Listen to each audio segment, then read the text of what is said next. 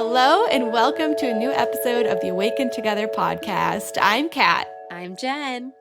And in today's episode, we are doing a deep dive in the Enneagram. The Enneagram, yay! Jen is stoked. This is I'm like a her nerd on world. Enneagram. How many times have we referenced Enneagram and this episode hasn't happened? So we are I here. know. It is happening.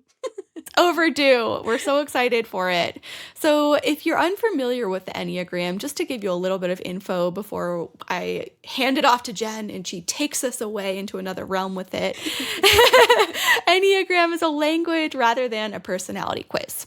So, while many other behavioral systems and personality typing models are really based towards the what and the how of what you do, Enneagram is different because it is really focused on the ability of describing what motivates you and why you engage in the world the way that you do.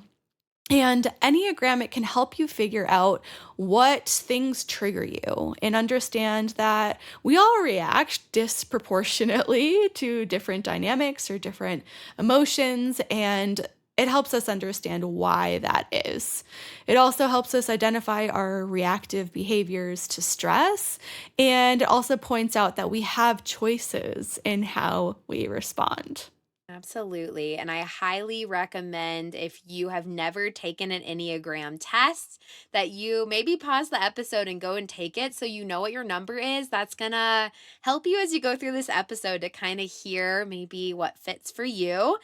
Yeah, one website that we recommend, well, if you want to do that right now, it's to go to eclecticenergies.com. You could Google Eclectic Energies, Enneagram tests. It's free, whereas some of the other websites try to charge you. So this is a good one that we found. Definitely. And then you have your number, and you might get a result that has a number with a little W and another number. And so we'll talk about what that means to have a little wing.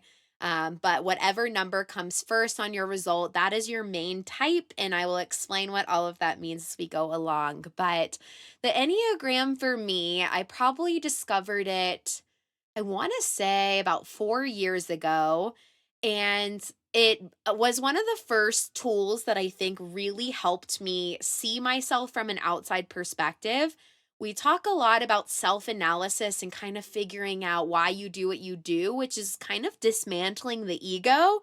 I feel like the Enneagram gave me a beautiful checklist of what my fears were, how I responded in stress, where my ease and growth was, what inspired me. And I was able to really work with a lot of my childhood wounds with my Enneagram number. I felt like it was one of the best tools for shadow work. And when I got into it, I had a lot of my friends, a lot of my family take this test, and I was really able to look at the interpersonal connection between numbers, look at why we hit rough patches and stuff. And I felt like it really helped me depersonalize a lot of the responses people have. It's sometimes hard to remember that we each are battling kind of our own way of being based on our past experiences, behaviors, family dynamics, traumas. And a lot of times when we see someone respond a certain way, we can say, why did they have to act like that? That doesn't make any sense. And you can take it really personal and feel hurt by others' actions. The Enneagram for me helped to kind of give a way to view other people and to do it in a way where I'm extending compassion to their own personal quirks. And it also helped me kind of come up with more communication strategies, because once I knew the motive behind a lot of numbers, I was able to use that as a tool to better understand people. And that for me was huge. Yeah, it can be really easy to judge people when you don't know where they're coming from, right? So I know you have had like everyone in your life do the Enneagram test to have this like greater understanding. And I have like pretty much all the people closest to me, I know their numbers too. It's so helpful. Absolutely. So let's do it. I'm going to give you a breakdown of each of the types, and there are 9 Enneagram types. So we'll go through the list just so you can hear what all the numbers are, and then we'll take it from there. So type 1 is the very first one. they are known as the perfectionists. They are very ethical, dedicated, and reliable, and they are motivated by a desire to live the right way, to improve the world, and avoid fault and blame. So, this is definitely your standard, like type A personality. Type 1s will really come off strong and doing things kind of in a checklist form. Type 2s are the helpers, cough, cat. Hee hee. And they are known as being warm, caring, and giving. They are motivated by a need to be loved and needed and to avoid acknowledging their own needs. So that is their top struggle, is putting so much work into other people that sometimes their own needs go neglected. I'm also married to a type 2, but we'll get into that. The next type is type 3. They are known as the achievers, the performers. They are success oriented, image conscious, and are wired for productivity. They are motivated by a need to be or appear to be successful and to avoid failure. Type 3s are like our traditional like workaholics that are like in the Mhm. office all day long. Type 4s are known as the individualists. I've also seen them referred to as the romantics. They are creative, sensitive, and moody. They are motivated by a need to be understood and experience their oversized feeling and avoid being ordinary. Another term for type 4s is like the starving artist, the like nobody understands me, so I'll channel it into my work. Type 5s are known as the investigators. They are analytical, they can be a bit detached and private. They are motivated by a need to gain knowledge, conserve energy, and avoid relying on others. These are people known as your classic introverts. They usually, a lot of people say they like hardly ever meet type 5s because type 5s are not leaving the house nearly as much as the other numbers.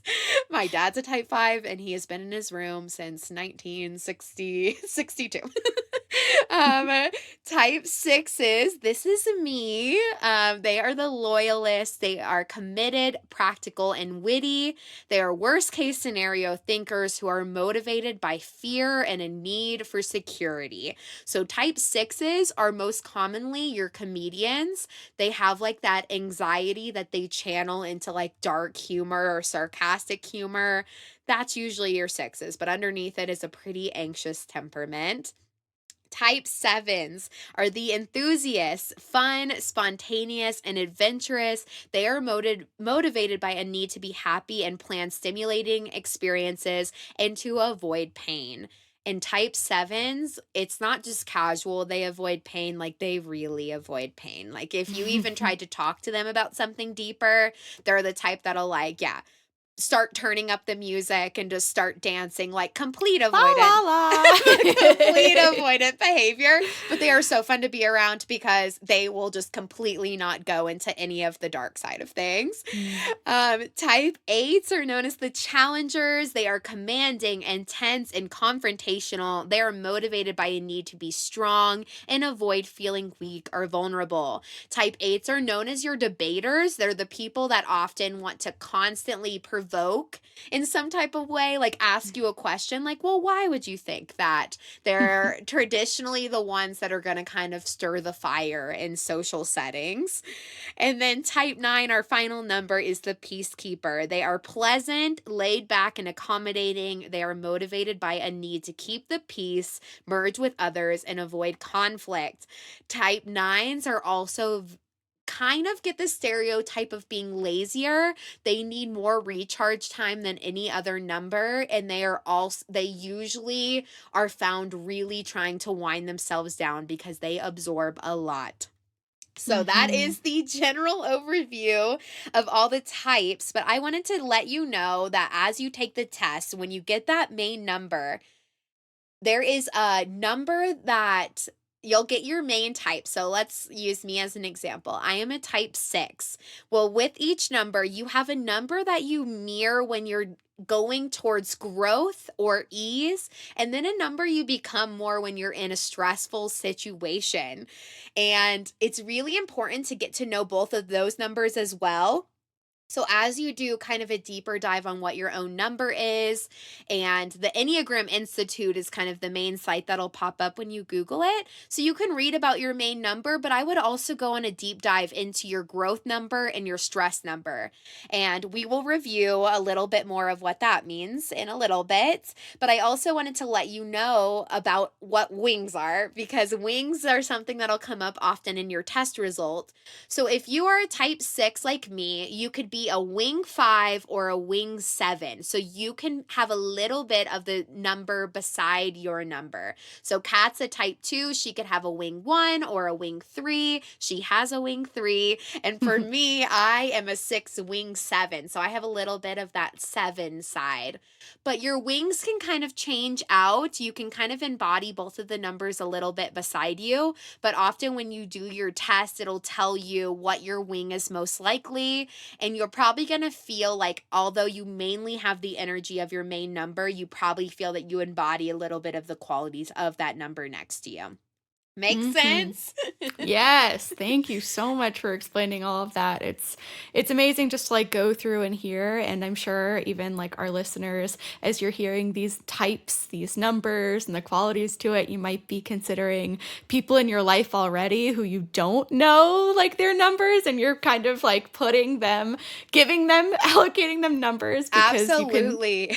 intuitively like kind of understand this stuff, but it's also interesting I think to guess someone's number and then ask them like what they got on the test too. Yeah, oh my gosh, I feel like I'm always pretty spot on when I guess somebody's number, but it is fascinating because with the Queen. stress and growth numbers, you might see a little bit more of the other side of that person than what they kind of mainly are functioning on. But yeah, oh my gosh, fate. When I first learned the Enneagram, I read a few books on it, and faces were just popping into my head for each one. I'm like, that is definitely it. I made my husband's entire family take it too. My mother-in-law, my sister-in-law. Like, I was like, I gotta know everybody's number. But let's talk about our own little personal experience with it, Kat. So I'd love to hear you explain your number and just what Enneagram's done for you, and then we'll get back into some nerdy information. Yeah, awesome. So when I've gone through this like big spiritual awakening in the past 7 years, I'd say, which is crazy to actually say 7 years. Like Wild, what? yeah. Whoa, time flies. But I used to be like a very much an achiever, like total type 3.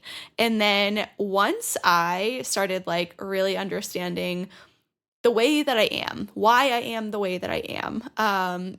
Diving into more personality tests, questioning things, understanding my beliefs separate from what I've been taught to believe as true, my type started to change. Yeah. And I'm really excited for you to get into the growth pieces and the challenging pieces next, because seeing yourself in different types is a big part of this practice for me anyway. So I went from more of this like super hyperachiever to the helper.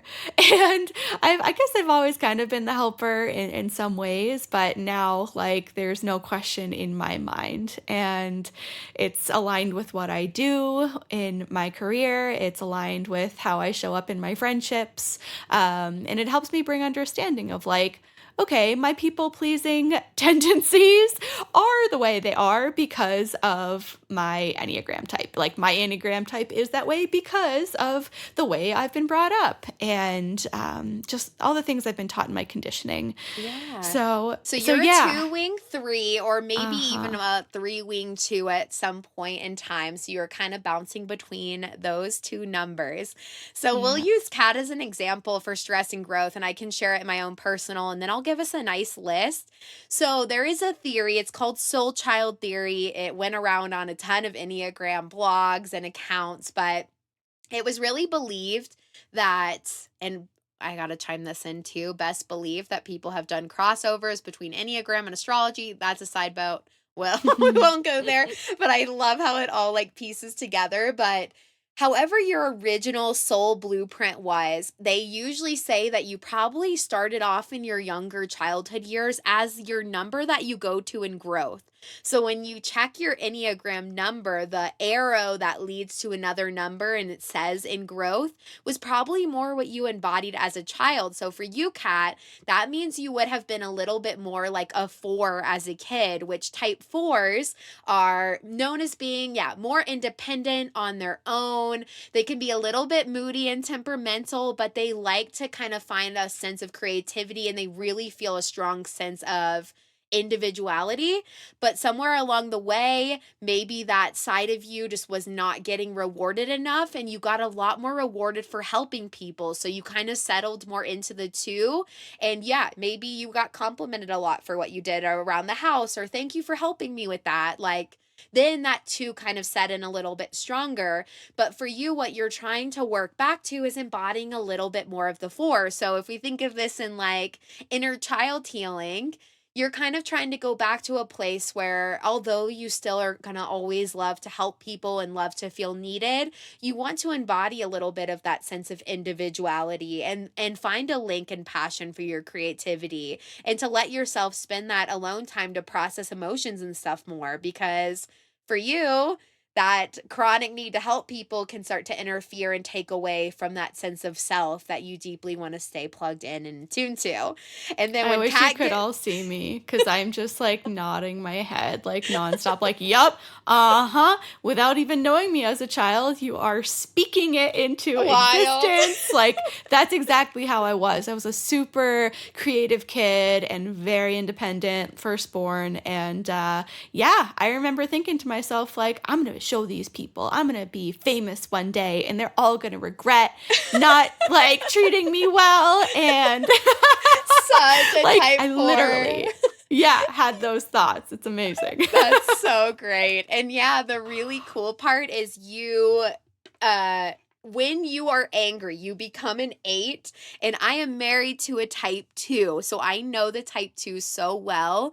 And when they go into their challenger mode, when they are stressed out, they all of a sudden like get so like they will not hear anyone else's opinion. They can get very charged and just like, I'm going for this. There's no ifs, ands, or buts, no compromise. The 8s get real strong and challengery. Do you relate with that a little, Kat? Oh yeah. It's like when I'm triggered in that way, it's like, oh, I'm fast, I'm quick, and like I know what I want, I know what I need, no standing in my way. That's so funny. And my husband is very much the same way. When he gets into 8 mode, I just go quiet because I'm like, he needs to just get this out because I know he helps a lot. And this is his like periodic explosion of just like, I need to get it out. And it comes so rarely. But I think type 2s are one of the funniest because when they go into stress, it's so different than their core number that you're like, oh, hello, 8. The 8 has arrived. Takes everyone off guard, like, whoa, who's this? Yeah, we listen up. When you guys shift, like I listen. I deeply listen. So I'll explain my own number too, just to keep kind of giving a reference tool of how to look.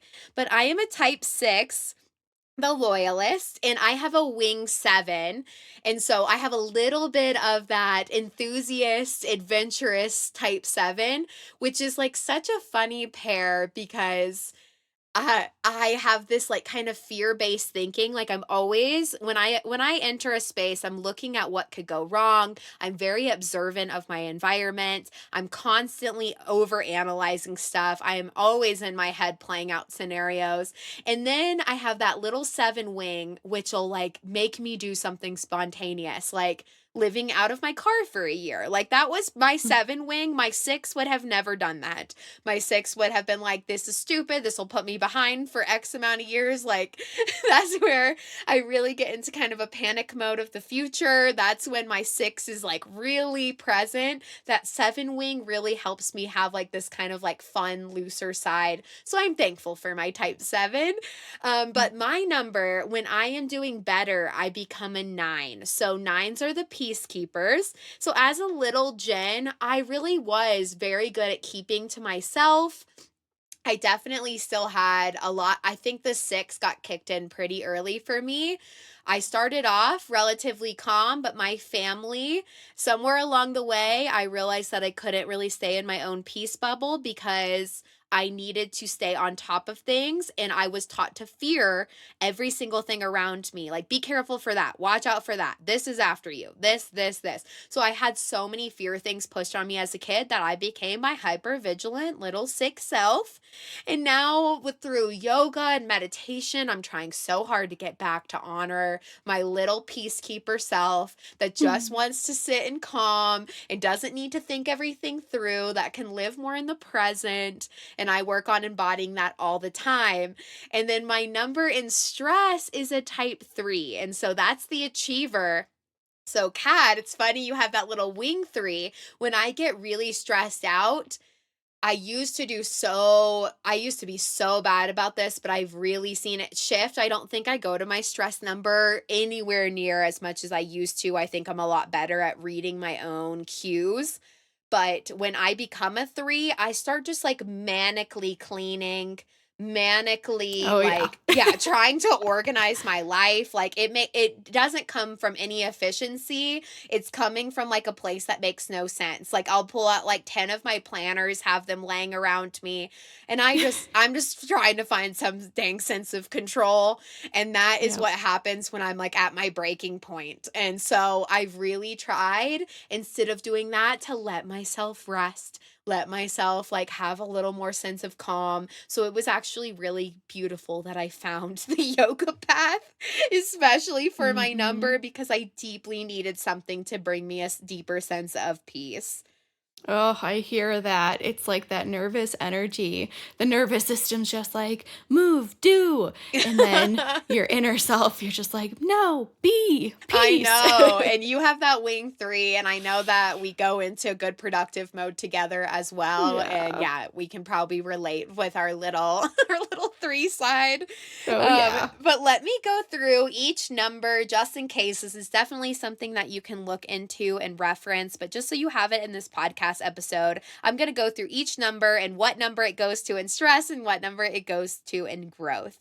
So, type 1s in stress will become more like a 4. In growth, they will become more like a 7. So, picture that perfectionist, feels like there's one right way to do things. They get to become more fun loving in growth and learn to let things go, let life be more adventurous, drop a lot of it. And that's probably where they started off as a kid, in that fun loving, goofy, spontaneous side. And then somewhere along the way, they got a lot more rewarded for being productive, doing things right, achieving in some way. Type 1s and 3s are both like very goal oriented, but yeah, type 1s got rewarded for doing a good job and seen for that. In stress, 1s will become more like a 4, so they kind of withdraw, they pull back, they get into that moody emotional state. And yeah, they kind of are out for themselves and are kind of embodying more of the darker side of the 4, which is withholding a lot, really letting a lot of emotions out on people in the wrong way. Type 2s, we just did for Kat. Stress, they go to an 8. Growth, they go to a 4. So we'll move on to type 3s. And 3, 6, and 9 are all in a triangle with each other. So they're the only 3 numbers that will go to the same 2 numbers, just kind of in vice versa of each other. But 3, 6, and 9, I always say when people are in my triangle, like I can feel that kind of exchange of energy because we bounce to opposite numbers, but all within the same triangle. So 3, 6, and 9, little hype for our triangle here. Type 3s in growth become more like a healthy 6, like me. So type 3s, instead of manically achieving, they start thinking of future scenarios and maybe play in a little bit of the worst case scenario thinking, so that they protect their energy a little more and drive it towards the right things, not necessarily go after every single thing. And maybe as a 6, they had a little bit more of that consciousness and were able to kind of think things through in a way that was productive, not always anxiety provoking, but able to deeply think before going right into action mode. And then in stress, they become the 9s. 3s take a whole heck of a lot to go into their stress number. But when they do, they crash and become peacekeepers. But 9s, that 9 in stress, 3s just get shut down. All of a sudden, they are like sick. They want to lay in bed. They can't do anything. They become completely unproductive, and that takes a lot for a 3 to crack. But when they crack, they really crack. um, then type fours in growth, they become a 1, and in stress, they become more like a 2. So when a type 4, who's that individualist creativity, gets into chronically helping people too much, they're forgetting to check in with their own need and their own desires and what they are needing out of things. In growth, they become more like a 1. My sister is a 4. She's just become a badass advocate for large things. They're really good at seeing the big picture, helping. And yeah, they can get a little bit of that perfectionist to their creativity, but it can be really beautiful what they can come up with when they're working more with their growth number. Type fives and growth become more like an 8. So instead of withdrawing all the time, they're able to speak their mind, share their desires, maybe let some of their opinions out instead of withholding all of it. They have that nice bite, but in a good, healthy debater way. And they take all that knowledge that they constantly want to learn and they actually share it out to where they can have the world comment on it and exchange some of their information that they're always gathering as a type 5. And in stress, they become more like a 7. So they become very avoidant. My dad is a 5, and he definitely loves to go out on a lot of drives and go, travel when he is stressed out. He likes to get away. They kind of do it in a manically impulsive way, not always in a like planned out way. They can have a really strong avoidant behavior. I already went over type 6, but stress, they become a 3, growth, they become a 9, and then type 7s in stress become a 1, in growth, they become the 5s, so they take that spontaneous, manic, fun, happy energy, and in growth, they get really curious. I think 7s are so cute when they're going into their growth number because they become like little scientists and start deeply studying into things. And they're such good studiers when they slow down and they pick something to focus on. They really can take a lot of that information in and make it really productive versus manically jumping around and avoiding pain. They can hone in on something and really deeply learn it. And they're usually kind of like real cute as kids too. And that like starting off in your growth number, type 5s are usually really into like really niche subjects. And then somewhere along the way, they start kind of usually 7s have had actually the most traumatic past of any of the other Enneagram types. That is usually why they're so pain avoidant. So a lot of type 7s, if you read like the celebrity list, a lot of them have had a lot of mental health struggles and a lot of traumas, which is why they are so pain avoidant. Then to go into type 8, we're almost there, guys. Growth, they become a 2, and in stress, they become a 5. So type 8s as kids often are usually the helpers going around and helping everyone, but somewhere along the way, they really feel like they need to stand up and take charge. They maybe got taken advantage of too much for helping. And yeah, go into a mode where they're able to challenge the people around them, debate. They're looking to get more into that sweet side. So if you know a type 8 in your life, they're usually very kind of domineering. But it's so cute because underneath it all, they really in growth become more like that helper. So they can have this really hard shell because they're scared to be vulnerable. But as you give them something to help and you trust them, they usually can soften so much more than you think they can. So I'm never intimidated by a big dominant energy because I assume they're a type 8 and that I can help them find their 2 if I just give them a little direction.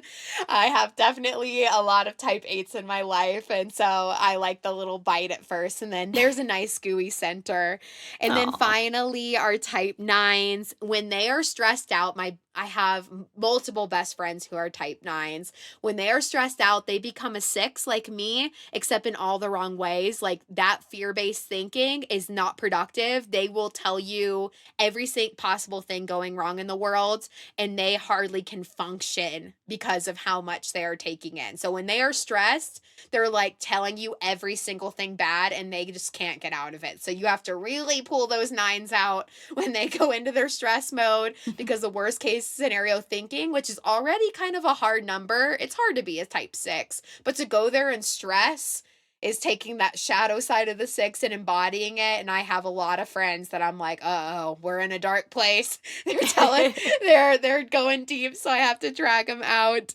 And then in growth, they become a 3, so that 9 that sometimes gets the rap for, like, always yeah, moving slower, kind of resting more, they can actually become very productive when they are honoring their own needs. They're working on making sure they're going towards the things that they want to go to. And they let go of a little bit of that need to always like stay so shelled in, and learn to just make their life with the proper people around them that are going to make them feel that sense of safety, that sense of comfort, so they can embody the type 3 a little bit more and move towards their goals. So there it is. Ooh, beautiful. Oh my gosh, so much amazing information. Like the fact that you know all of this and can just recite it like that is so impressive to me. And I know that our listeners are going to have a lot to dig into, to taste out, to digest, and to share based on all of this. Yes, it's so much fun. It is such a good deep dive.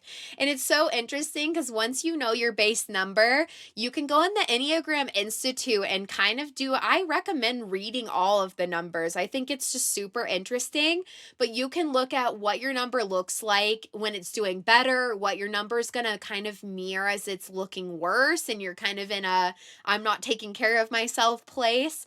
And the other fun part is you can play with your compatibility with other numbers. So I have done that in my life so many times, like type 6 with the type 2. That's me and Danny.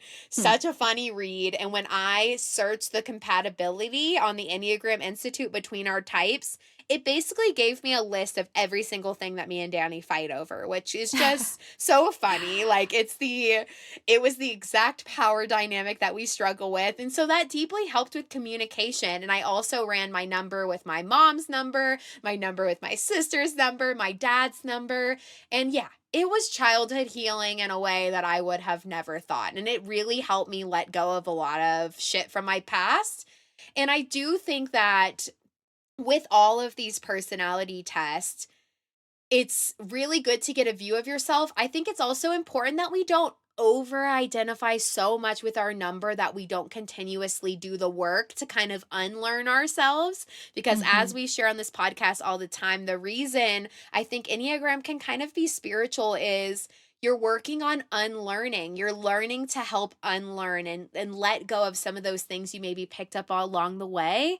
Because when you have a better tool system in your mind to catch your actions and why you're doing it, then you usually can move through life with a lot more mindfulness. So I think the personality tests are way less on helping you over identify and make excuses for why you do what you do, and finding a sweet balance to maybe extending grace on yourself because you know some of the qualities of your number, but also then working on trying to release and let that go. Yeah, and one other great idea of how you can utilize this tool to help, continue to understand yourself and others better in group settings is going to your employer with something like this. If you work for, a cool place that's open to personal development, professional growth, looking for team building opportunities. My old workplace used to do this. So that's why it came to I mind. love But it. having some sort of workshop where everybody takes their Enneagram test and then shares out and explains how they see this present in themselves in the workplace. And by understanding that, you can then grow together.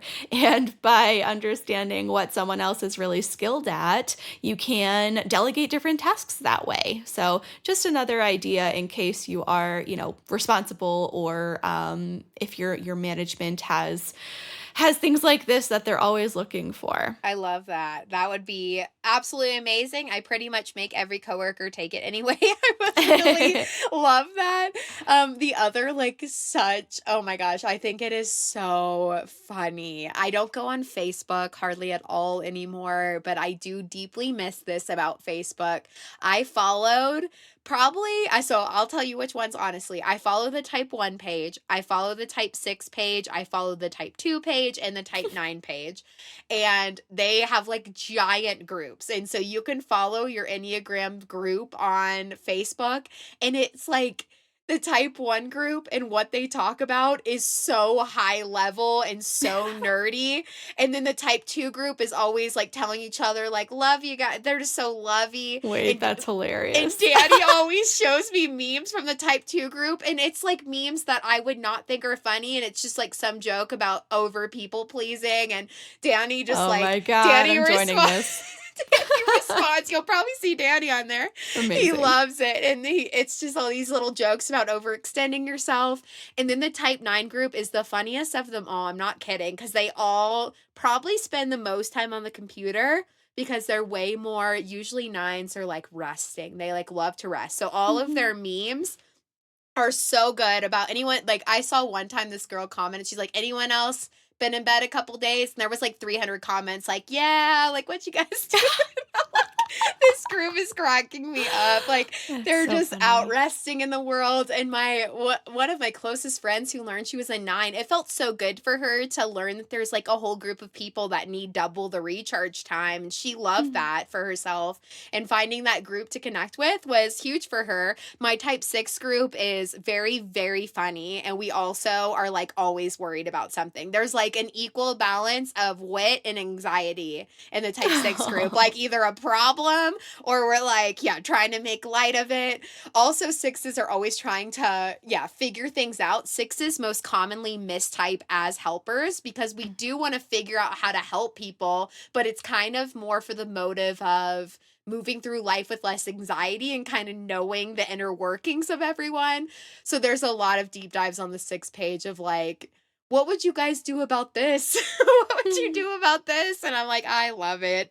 The anxiety is loud and clear. So I highly recommend tapping into your Enneagrams group. And then I love the Enneagram page. It's spelled KAM dot Enneagram. She does tons of amazing series. We can share a few on our Instagram page when this episode comes out so that you guys can see a few of the studies she has done and like the group series, because I really think she's done an amazing job of deeply breaking down the temperaments behind a lot of them. And there's a lot of side dissection. I won't get too into this in this episode, but a lot of the numbers kind of can link in how they process more with their heart, process more with their gut, process more with their head. And there's just kind of different forms of thinking. And so this comes into kind of the thinker versus feeler, which maybe I've talked about in a couple episodes, but some people just generally feel before they think or think before they feel. And so learning just how other numbers respond to things going around them and learning that general temperament and what numbers kind of match that is just all a very fun deep dive if you want the resource to better understand the people around you and maybe why they do what they do, so you can let go of some of the attachment to making everything so dang personal. You And know? having some compassion, compassion, Yes. compassion. That's what it's all about. Well, Absolutely. thank you so much, Jen, for sharing your knowledge on all of this today. And we can't wait to hear from you all. We want to learn what your type is, what your wings are, and what you resonated most with from this episode. Yes, and don't forget to go on, review our podcast. The reviews really help us get our podcast out to more people, and we will see you next week. See you, everyone. Thanks. Bye.